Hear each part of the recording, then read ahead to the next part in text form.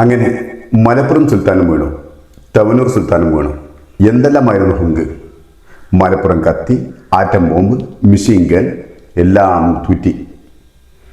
നമ്മുടെ കേരളത്തിൽ മലപ്പുറം സുൽത്താനെന്നോ തവനൂർ സുൽത്താനെന്നോ പാണര് പാടി നടന്ന അഹങ്കാരമൊത്തൊരു നേതാവുണ്ടായിരുന്നു.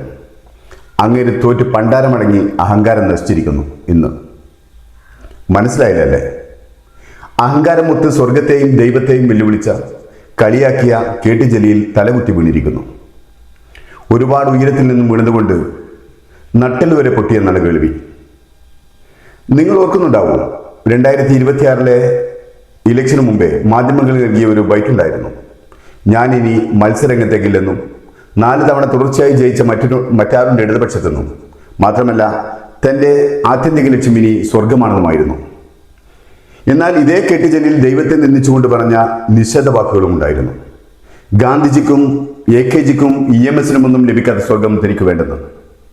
ആർക്കാണ് സ്വർഗമെന്നും ആർക്കാണ് നരകമെന്നും തീരുമാനിക്കാനുള്ള അവകാശം അത് ദൈവത്തിൻ്റെതാണെന്ന് അറിയാനല്ല KT ജലീൽ അങ്ങനെ പറഞ്ഞതെന്ന് എല്ലാവർക്കും അറിയാം.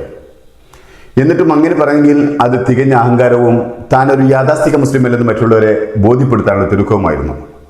തനിക്ക് അധികാരം നേടിയെടുക്കാനും എല്ലാ കുയുക്തികളും സ്വീകരിക്കാനുള്ള തികഞ്ഞ പാഠവുമുള്ള വ്യക്തിയാണ് KT ജലീൽ. അധികാരം മത്തുപിടിച്ചപ്പോൾ എല്ലാ വെല്ലുവിളികളും നടത്തിയ വ്യക്തി. ആ വ്യക്തിയാണ് കുമാരനാശാന്റെ വീണപ്പൂവെന്ന കവിതയിലെ വരികളെ അന്വർത്ഥമാക്കുന്ന രൂപത്തിൽ വീണുകിടക്കുന്നത്. ഹാ പുഷ്പമേ അധിക തുങ്കപദത്തിലെത്ര ശോഭിച്ചിരുന്നിതൊരു രാജ്ഞി കണക്കേനി, ശ്രീഭൂവിൽ അസ്ഥിര അസംശയ മിന്നു നിന്റെ യാഭൂതിയെങ്ങു പുനരെങ്ങു കിടപ്പതോർത്താൽ കണ്ണേ മടങ്ങുക കരിഞ്ഞു മെലിഞ്ഞും ആശു മണ്ണാകുമീ മലരു വിസ്മൃതമാകുമിപ്പോൾ എണ്ണീടുകാർക്കും ഇതുതാൻ ഗതി സാധ്യമെന്തു കണ്ണീരിനാൽ അവനി വാഴുകിനാവു കഷ്ടം.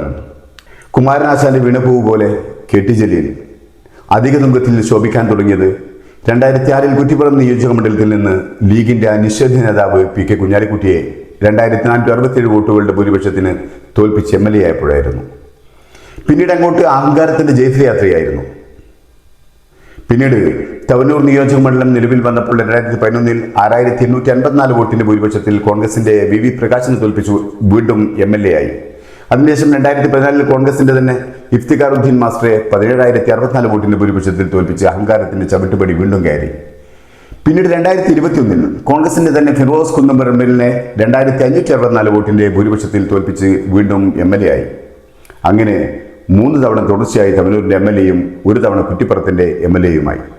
കുഞ്ഞാലിക്കുട്ടിയെ 2467 വോട്ടിന്റെ ഭൂരിപക്ഷത്തിൽ നിന്നും തോൽപ്പിച്ച് ഗ്രാഫ് ഉയർത്തി 17,064 വോട്ടിൽ വരെ എത്തിയ KT ജലീൽ 2021 കുത്തനെ തുടക്കം കുറിച്ച 2000 എന്ന ഭൂരിപക്ഷത്തിലേക്ക് ഇടിച്ചു താഴ്ത്തുകയായിരുന്നു ഫിറോസ് കുന്നംപറമ്പിലിന് മുന്നിൽ. ഇപ്പോൾ ആ പതനത്തിന്റെ പൂർത്തീകരണം ഇന്നിവിടെ സാധ്യമായിരിക്കുന്നു. KT ജലീൽ എന്ന അഹങ്കാരത്തിന്റെ വടവൃക്ഷം കടപുഴുകി വീണിരിക്കുന്നു. ഇവിടെയാണ് മഹാകവി കുമാരനാശാന്റെ വീണപൂവെന്ന കവിതയിലെ വരികൾ അന്വർത്ഥമാകുന്നത്. ഒന്നും ശാശ്വതമല്ലെന്നും എല്ലാ അഹങ്കാരവും മണ്ണിൽ വീണടിയുമെന്നുള്ള പരമമായ സത്യം.